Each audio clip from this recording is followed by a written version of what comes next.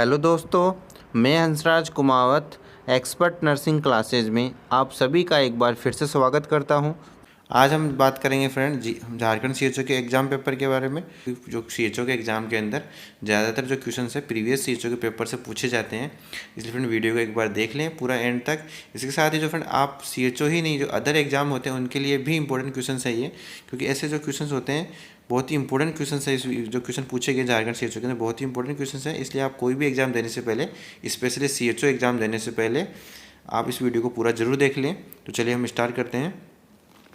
Friend start करने से पहले आपको बता दूं कि आप वीडियो को लाइक कर दीजिए और शेयर कर दीजिए, और इसके साथ ही फ्रेंड आपको एक बटन दिख रहा होगा नीचे, रेड कलर में बटन दिख रहा होगा जो कि सब्सक्राइब का बटन है। सब्सक्राइब का बटन आपको नीचे दिख रहा होगा, और सब्सक्राइब को रेड रेड कलर का बटन है सब्सक्राइब का, उसको आप प्रेस कर दीजिए, उसको दबा दीजिए। इसके साथ ही उसके जस्ट पास में बेल का एक आइकन होगा, उस बेल आइकन को प्रेस कर लीजिए। फ्रेंड आपको ये प्रेस इसलिए करना है, चैनल को सब्सक्राइब और बेल आइकन को प्रेस इसलिए करना है क्योंकि यदि इसके अलावा जो आपको कोई इंपॉर्टेंट इन्फॉर्मेशन होगी या कोई इंपॉर्टेंट वीडियो आएगा या फिर कोई न्यू वैकेंसी की अपडेट्स आएगी, तो आपने यदि सब्सक्राइब किया हुआ रहेगा तो वो जो न्यू अपडेट रहेगी वैकेंसी के बारे में, तो उसके आपको तुरंत इन्फॉर्मेशन मिल जाएगी। इसलिए आप चैनल को सब्सक्राइब कर लीजिए और बेल आइकन को प्रेस कर लीजिए। तो चलिए अब स्टार्ट करते हैं। नेक्स्ट हम बात करते हैं फ्रेंड, जैसा कि हमने अभी बताया था पीछे कि कॉपर T380 जो है कितने ईयर्स के लिए यूज है, तो कितने ईयर के लिए, 10 ईयर्स के लिए।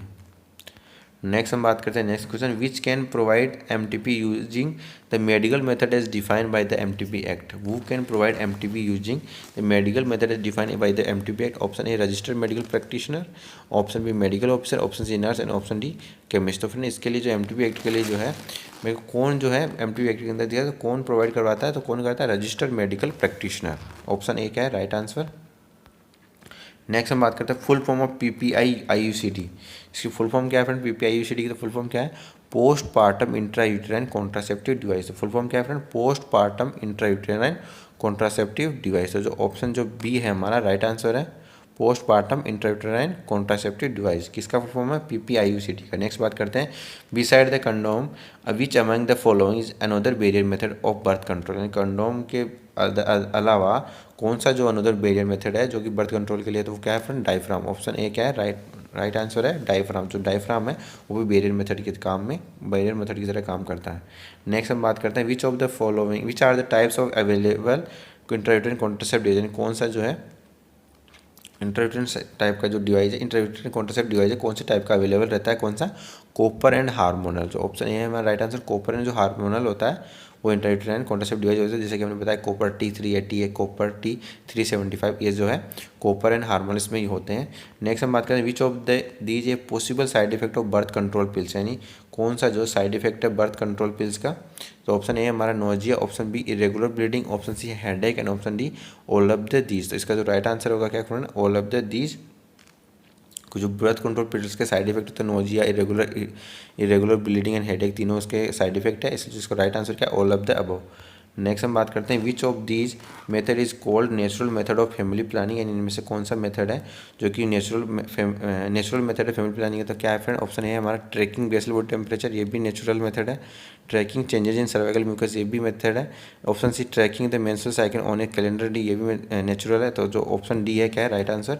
नेक्स्ट हम बात करते हैं next question, which of these method of sterilization is permanent. कौन सा मेथड है जो स्टेलाइजिंग परमानेंट। ऑप्शन है tubectomy and salpingectomy, option B vasectomy and tubectomy, option C tubectomy and ICD and option D tubectomy and vasectomy. तो जो right answer है वो क्या है फ्रेंड, ट्यूबेक्टोमी एंड वेसेक्टोमी क्या है राइट आंसर। ऑप्शन जो डी है हमारा tubectomy and vasectomy J right answer है। जो ट्यूबेक्टोमी भी परमानेंट है, ट्यूबेक्टोमी फीमेल के अंदर और वेसेक्टोमी मेल के अंदर यूज किया जाता है। नेक्स्ट हम बात करते हैं, विच ऑफ दीजिए possible side effect of IUCD. IUCD का जो पॉसिबल साइड इफेक्ट होता है वो क्या होता है फ्रेंड, ब्लीडिंग हो सकता है, पेन हो सकता है, pelvic infection, pregnancy and ectopic pregnancy हमें देखने को मिलती है। जो ऑप्शन बी है हमारा right answer, bleeding, pain, pelvic infection, pregnancy, ectopic pregnancy हमें देखने को मिलता है आईयूसीडी के साइड इफेक्ट के अंदर।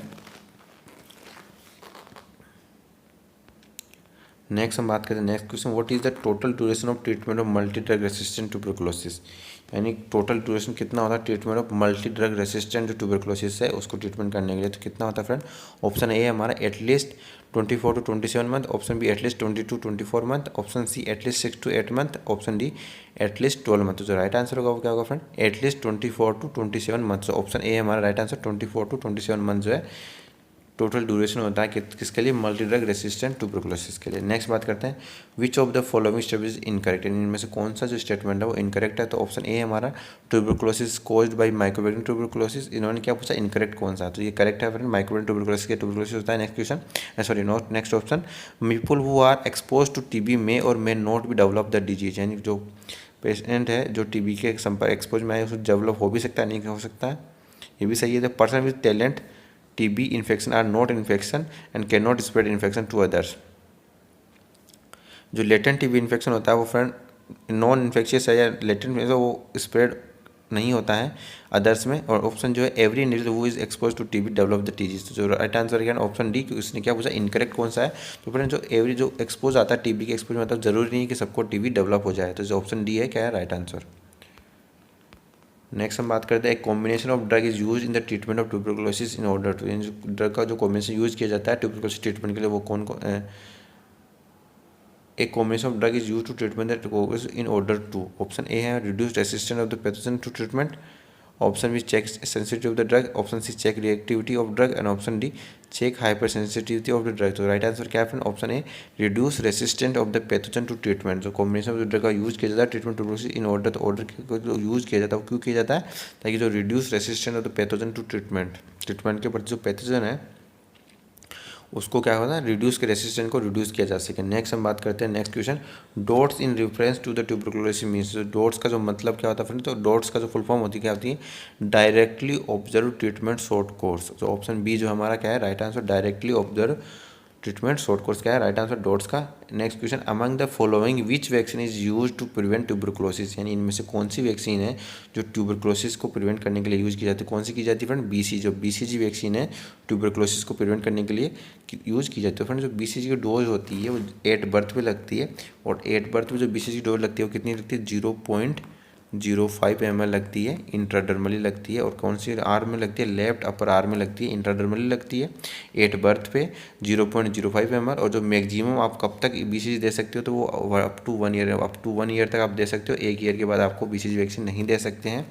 और जो आपकी यदि बर्थ पे BCG वैक्सीन नहीं लगा तो उसके बाद जो वैक्सीन लगेगा उसकी डोज कितनी रहेगी, 0.1 ml ID इंट्राडर्मली।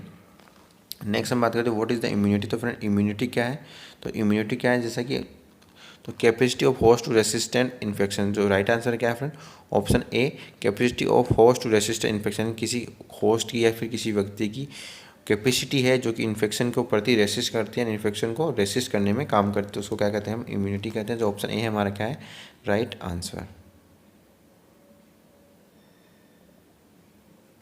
नेक्स्ट हम बात करते हैं which of the following is a communicable disease, and इनमें से कौन सी है जो कम्युनिकेबल डिजीज है। तो फ्रेंड डायबिटीज तो कम्युनिकेबल डिजीज में नहीं आती है, हाइपोटेंशन भी नहीं आता, तो ये भी नहीं आते हैं। जो डिप्थेरिया ऑप्शन बी है जो राइट आंसर है, क्योंकि ये कम्युनिकेबल डिजीज के अंदर आता है। जो डिप्थेरिया फ्रेंड कम्युनिकेबल डिजीज के अंदर आता है, क्योंकि जैसे कि हम बात करते हैं 6 कम्युनिकेबल डिजीज को प्रिवेंशन के लिए इम्यूनाइजेशन प्रोग्राम जब स्टार्ट हुआ था इसके, तो उसके अंदर 3 क्या क्या इंक्लूड था, DPT डिप्थेरिया पर्टोसिस ट्रीटमेंट, और क्या इंक्लूड था फ्रेंड, मीजल्स, पोलियो और ट्यूबरकुलोसिस, ये तीनों इंक्लूड थे। जब स्टार्टिंग में इम्यूनाइजेशन प्रोग्राम आया था उस समय कम्युनिकेबल डिजीज के स्पेशली इन 6 कम्युनिकेबल डिजीज के लिए आया था स्टार्टिंग में। नेक्स्ट हम बात करते हैं the risk of health care working acquiring HIV after needle stick or other sharp injuries.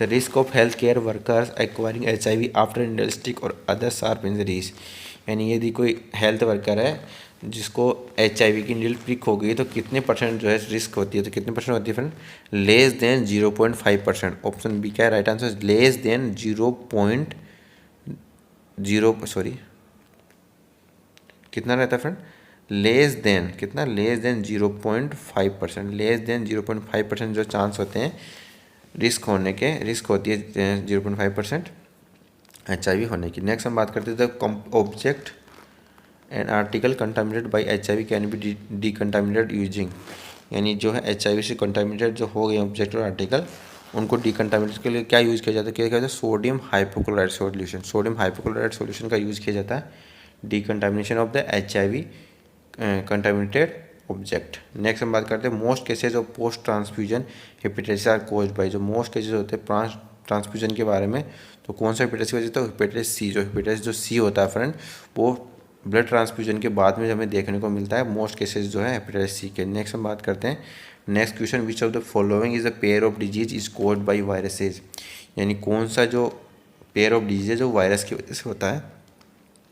तो ऑप्शन बी ए है हमारा rabies and mumps, option B AIDS and syphilis, option C typhoid and tetanus, option D cholera and tuberculosis. जो right answer है rabies.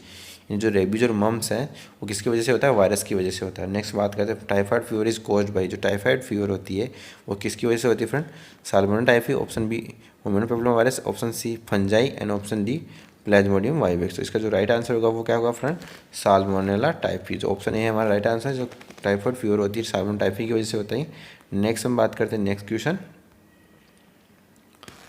Fever, abdominal tenderness, slow pulse, delirium and rose coloured rash indicate the disease. Option A हमारा small pox, option B measles, option C tetanus, option D chicken pox. तो right answer क्या होगा friend, measles.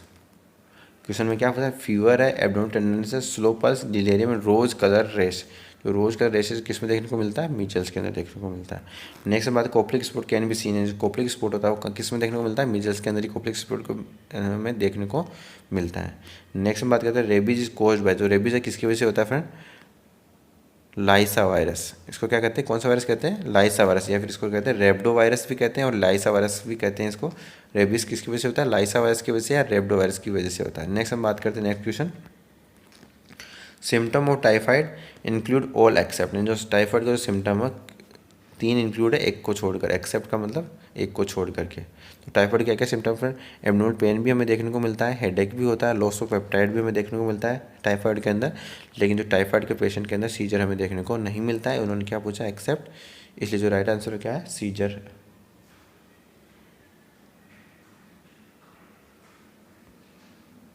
Next हम बात करते हैं all of the following are the water borne disease except. यानी इनमें से जो वाटर बोर्न डिजीज है एक्सेप्ट यानी एक को छोड़कर।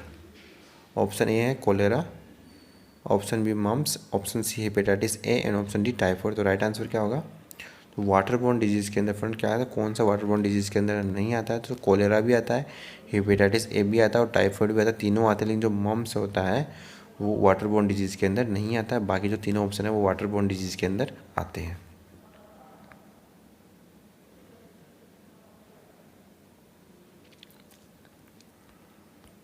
नेक्स्ट हम बात करते हैं कोलेरा इज। जो कोलेरा है फ्रेंड वो क्या है, water borne disease, option B air borne disease, option C genetic disorder, option D none of this. जैसे फ्रेंड ऊपर वाले क्वेश्चन में हमने देखा था कि जो कोलेरा है वो वाटर बोर्न डिजीज होती है। क्या होती है, वाटर बोर्न डिजीज होती है कोलेरा। नेक्स्ट हम बात करते हैं which are the 2 common malarial parasite prevalent in our country. 2 common जो मलेरिया पैरासाइट है जो प्रिविलेंट इन आवर कंट्री, हमारे कंट्री, तो कौन से plasmodium falciparum and plasmodium vivax. जो ऑप्शन जो हमारा डी है वो राइट आंसर, प्लाज्मोडियम फाल्सिपेरम और प्लाज्मोडियम जो वाइवेक्स है वो हमारी जो कंट्री है उसके अंदर 2 कॉमन मलेरियल पैरासाइट है जो प्रिवेलेंट है। Full form of LLIN। जो LLIN की फुल फॉर्म क्या है friend, long lasting insecticidal nets. क्या है friend, long lasting insecticide net. तो ऑप्शन जो ए है हमारा राइट आंसर है, लॉन्ग लास्टिंग इंसेक्टिसाइडल नेट जो है फुल फॉर्म ऑफ LLIN की। नेक्स्ट हम बात करते हैं सिम्टम ऑफ स्ट्रोक आर। जो स्ट्रोक के जो सिम्टम है उसके अंदर क्या क्या इंक्लूड है, confusion and difficulty in speech में सुनाई देखने को मिलता है, option B severe headache and dizziness भी हमें देखने को मिलता है, difficulty in swallowing and face drooping भी हमें देखने को मिलता है। तो सारे जो सिम्टम है स्ट्रोक के अंदर है, इसलिए जो राइट आंसर क्या है, all of the above. Next हम बात करते हैं डायबिटीज़ मेलाइटिस।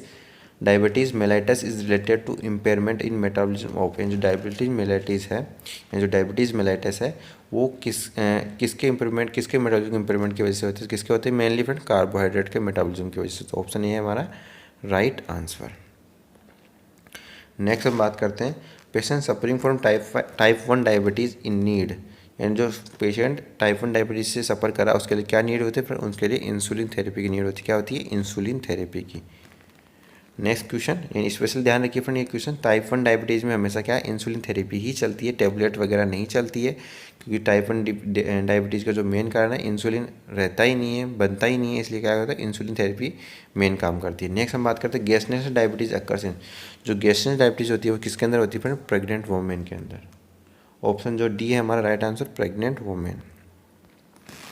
नेक्स्ट हम बात करते हैं insulin is produce by which organ of the body. जो इंसुलिन जो प्रोड्यूस होता है ऑर्गन के, बॉडी के कौन से ऑर्गन के द्वारा प्रोड्यूस होता है, किसके द्वारा होता है फ्रेंड, पेनक्रियाज के द्वारा। तो फ्रेंड ये वाला जो क्वेश्चन है बहुत बार रिपीट हुआ है, इसको भी अच्छे से देख लीजिए आप। फ्रेंड जो सीएचओ के जो पेपर होते हैं, ज़्यादातर जो पेपर में जो क्वेश्चन पूछे जाते हैं सीएचओ के, प्रीवियस जो सीएचओ के पेपर होते हैं वहीं से पूछे जाते हैं, इसलिए आप एक बार जो सीएचओ के पेपर है वो अच्छे से देख लीजिए फ्रेंड। इसको वीडियो को पूरा देख लीजिए। यदि आपको और भी सीएचओ से रिलेटेड वीडियो चाहिए तो आप हमें कमेंट बॉक्स में कमेंट करके बता सकते हैं। नेक्स्ट हम बात करते हैं next question, the following are the fat soluble vitamin except, यानी कौन से फेट सोल्यूबल होता है। तो फेट सोल्यूबल विटामिन के अंदर क्या क्या आता है फ्रेंड, ए डी ई के जो है फेट सोल्यूबल के अंदर आते हैं। Vitamin A, vitamin D, vitamin E and vitamin के, ये चार किसके अंदर आते हैं, फेट सोल्यूबल के अंदर आते हैं। इसके अलावा जो भी ऑप्शन है वो क्या है, रॉन्ग है। इसमें क्या पूछा, एक्सेप्ट पूछा, तो जो राइट आंसर क्या है friend, option D vitamin B complex. Next हम बात करते हैं वाटर सोल्यूबल विटामिन। तो फ्रेंड जो चार ऑप्शन में हमने बताए थे ए डी ई के, उनको छोड़कर जो भी विटामिन होगा वो सब वाटर सोल्यूबल विटामिन के अंदर आएगा। तो ए डी ई के को छोड़कर जो है तो विटामिन सी क्या है राइट आंसर। तो विटामिन जो बी कॉम्प्लेक्स वाला और जो विटामिन सी, ये दोनों किसके अंदर आते हैं, वाटर सोल्यूबल विटामिन के अंदर आते हैं। नेक्स्ट हम बात करते हैं next question, richest source of vitamin A. Vitamin A का रिचेस्ट सोर्स क्या है फ्रेंड, ऑप्शन ए है हमारा butter, option B fish liver oil, option C ghee और ऑप्शन डी लीवर। तो फ्रेंड जो विटामिन ए का जो रिचेस्ट सोर्स है वो क्या है, fish liver oil. Vitamin A का जो रिचेस्ट सोर्स है वो क्या है, फिश लीवर ऑयल। क्या सोर्स है, विटामिन ए का रिचेस्ट सोर्स है फिश लीवर ऑयल। नेक्स्ट हम बात करते हैं next question, the dose of vitamin A given in vitamin A prophylaxis program. तो फ्रेंड विटामिन ए की जो डोज दी जाती है वो कितनी दी जाती है फ्रेंड, तो 2 लाख इंटरनेशनल यूनिट दी जाती है। तो ऑप्शन बी क्या है right answer, 2 lakh international unit दी जाती है विटामिन ए की डोज विटामिन प्रोफिलैक्सिस प्रोग्राम में। नेक्स्ट हम बात करते हैं nutritional blindness is caused by. जो न्यूट्रिशनल जो ब्लाइंडनेस होती है वो किसकी वजह से होती है, तो किसकी वजह से होता है, deficiency of vitamin A. Vitamin A की डेफिशिएंसी की वजह से होता है। जो ऑप्शन सी है हमारा right answer, deficiency of vitamin A की वजह से क्या होता है, हमें न्यूट्रिशनल ब्लाइंडनेस देखने को मिलती है, जिसको हम क्या कहते हैं, नाइट ब्लाइंडनेस भी कहते हैं। नेक्स्ट हम बात करते हैं next question, the wrapped instrument should be autoclaved for. And जो इंस्ट्रूमेंट जो रैप होते हैं, रैप किए हुए जो इंस्ट्रूमेंट होते हैं बंधे हुए उनको 30 मिनट लगती है, और जो अनरैप्ड होते हैं उनको 20 मिनट। यदि कोई इंस्ट्रूमेंट अनरैप्ड है या रैप नहीं है तो उनको 20 मिनट लगती है, और कोई इंस्ट्रूमेंट रैप है तो उनको यानी कवर किए हुए जो इंस्ट्रूमेंट उनको 30 मिनट, और जो खुले हुए जो इंस्ट्रूमेंट उनको करने में 20 मिनट। तो ये इससे नोट कर लीजिए फ्रेंड। इन हाई लेवल डिसइंफेक्शन में क्या होता है friend, spore are not killed. जो ऑप्शन बी है क्या राइट आंसर है, हाई लेवल जो डिसइंफेक्शन होता है उसके अंदर क्या होता है, स्पोर्स नहीं किल होते, लेकिन जो स्टरलाइजेशन का जो प्रोसेस होता है उसके अंदर स्पोर्स भी किल हो जाते हैं। नेक्स्ट हम बात करते हैं next question, while inserting IV cannula the angle of cannula from skin should generally. तो फ्रेंड जो आईवी कैनुला जब इंसर्ट करते हैं तो उसका जो एंगल होता है वो कितना होता है, 15 डिग्री होता है। कितना होता है, 15 डिग्री एंगल होता है किसका फ्रेंड, आईवी कैनुला जो इंसर्ट करते हैं उसका जो एंगल होता है कितना होता है, 15 डिग्री। नेक्स्ट हम बात करते हैं next question, how many grams of bleaching powder should be put in 1 litre of water to prepare 0.5% chloride solution. यानी आपको 0.5% क्लोराइड सॉल्यूशन बनाने के लिए 1 लीटर वाटर को प्रिपेयर करना है, तो उसमें कितने ग्राम ब्लीचिंग पाउडर आपको मिलाना हो, कितने ग्राम मिलाना होगा फ्रेंड, 15 ग्राम। ऑप्शन बी है जो क्या है राइट आंसर, यानी 15 ग्राम जो आप ब्लीचिंग पाउडर 1 लीटर पानी के अंदर मिलाएंगे टू प्रिपेयर 0.5% क्लोराइड सॉल्यूशन बनाने के लिए। आप नोट कर लीजिए फ्रेंड, ये भी इंपॉर्टेंट क्वेश्चन है क्योंकि एग्जाम के अंदर पूछा जाता है। 0.5% जो आपको यदि क्लोराइड सॉल्यूशन बनाना है, क्लोरीन सॉल्यूशन बनाना है, तो उसके लिए आपको 15 ग्राम जो है ब्लीचिंग पाउडर डालना है 1 लीटर वाटर के अंदर। नेक्स्ट हम बात करें next question, in eclampsia the initial loading dose of intramuscular injection MGSO. जो एमजीएसओ जो मैग्नीशियम सल्फेट होती है इंट्रामस्कुलर जो दिया जाता है, उसकी जो लोडिंग डोज कितनी होती है एक्लेम्सिया के अंदर इनिशियली, तो कितनी होती है फ्रेंड, 5 ग्राम इन ईच बटक। जो ऑप्शन ए है हमारा right answer, 5 gram in each buttock, यानी प्रत्येक बटक के अंदर 5 ग्राम जो है आपको मैग्नीशियम सल्फेट आईएम देना होता है एक्लेम्सिया के केसेस के अंदर। इनिशियल डोज है ये। What is the normal oxygen saturation level in percentage in our body. यानी हमारी बॉडी के अंदर जो नॉर्मल ऑक्सीजन का सेचुरेशन लेवल होता है कितना होता है बॉडी के अंदर, कितना होता है, मोर देन 95%। ऑप्शन सी है क्या है राइट आंसर, यानी मोर देन 95% जो है हमारी बॉडी के अंदर सेचुरेशन का परसेंटेज होता है। नेक्स्ट हम बात करते हैं what is the full form of Ambu bag that is the use to give assisted ventilation. Friend जो एम्बू बैग का जो यूज़ किया जाता है तो एम्बू बैग की फुल फॉर्म क्या होती है फ्रेंड? तो एम्बू बैग की फुल फॉर्म क्या होती है? Artificial manual breathing unit. इसके अंदर किस में है फ्रेंड ऐसा? Artificial manual breathing unit. कौन से ऑप्शन में है ऐसा? जो ऑप्शन जो हमारा जो ऑप्शन जो डी है वो राइट आंसर है, आर्टिफिशियल मैनुअल ब्रीदिंग यूनिट। इसका फुल फॉर्म है एम्बूबे की, आर्टिफिशियल मैनुअल ब्रीदिंग यूनिट। इसको अच्छे से देख लीजिए फ्रेंड, ये क्वेश्चन भी पूछा जाता है एग्जाम में कई बार, artificial manual breathing unit. Next हम बात करते हैं next question, which of the following does not precipitate asthma attack, यानी कौन सा जो है अस्थमा के अटैक को प्रिसिपेट नहीं करता। तो ऑप्शन ए हमारा cold environment, option B beta blocker atenolol metoprolol, option C है bronchodilator, option D pollen grain. तो फ्रेंड आपको बता दूं कि जो बीटा जो ब्लॉकर होते हैं वो भी आपको अस्थमा के अटैक को प्रिसिपिटेट करते हैं। इसके साथ ही फ्रेंड जो पोलन ग्रेन होते हैं वो भी प्रिसिपिटेट करते हैं, और जो कोल्ड इन्वायरमेंट है वो भी प्रिसिपिटेट करता है। लेकिन जो ब्रोंकोडायलेटर होते हैं वो अस्थमा को क्या नहीं करते हैं? प्रिसिपेट नहीं करते हैं। क्योंकि जो ब्रोंकोडायलेटर तो क्या करेंगे फ्रेंड? ब्रोंकोडायलेटर तो डायलेट कर देंगे, ब्रोंकाई जो होती है उनको डायलेट कर देंगे, ब्रोंकोस को डायलेट कर देंगे। जो अस्थमा का मेन वो होता है कि जो अस्थमा के अंदर क्या होता है फ्रेंड, जो ब्रोंक्यूल्स होता है उनको ब्रोंको स्पाज्म हो जाता है। लेकिन आप ब्रोंको डायलेटर देंगे तो वो रिलीज होंगे, तो वो प्रिसिपिटेट नहीं करेंगे। तो इसने क्या पूछा है, जो नॉट प्रिसिपिटेट, जो अस्थमा के अटैक को प्रिसिपिटेट नहीं करेंगे तो क्या नहीं करेंगे? Bronchodilator. बाकी जो ऑप्शन में कोल्ड इन्वायरमेंट प्रिसिपिटेट करता है, बीटा ब्लॉकर भी प्रिसिपिटेट करते हैं। इसलिए फ्रेंड आपको ध्यान रखिए, यदि आप कोई अस्थमा का पेशेंट है तो उसको बीटा ब्लॉकर नहीं दी जाती है। नेक्स्ट हम बात करते हैं next question, which of the following organ can be affected by tuberculosis infection, यानी कौन सा ऑर्गन है जो ट्यूबरकुलोसिस इन्फेक्शन के अंदर अफेक्टेड रहता है। तो कौन सा रहता है friend? Lungs, kidney, joints, all of the above, यानी सब जो है ट्यूबरकुलोसिस इन्फेक्शन में अफेक्टेड होते हैं। लंग्स भी हो सकता है, किडनी भी हो सकती है, जॉइंट भी हो सकते हैं। तो ऑल ऑफ द अबव है राइट आंसर है। Next and last question is, for which of the following condition a patient confirm to have tuberculosis disease should be screen at the time of start of treatment. For which of the following condition a patient confirm to have tuberculosis disease should be screen at the time of start of treatment.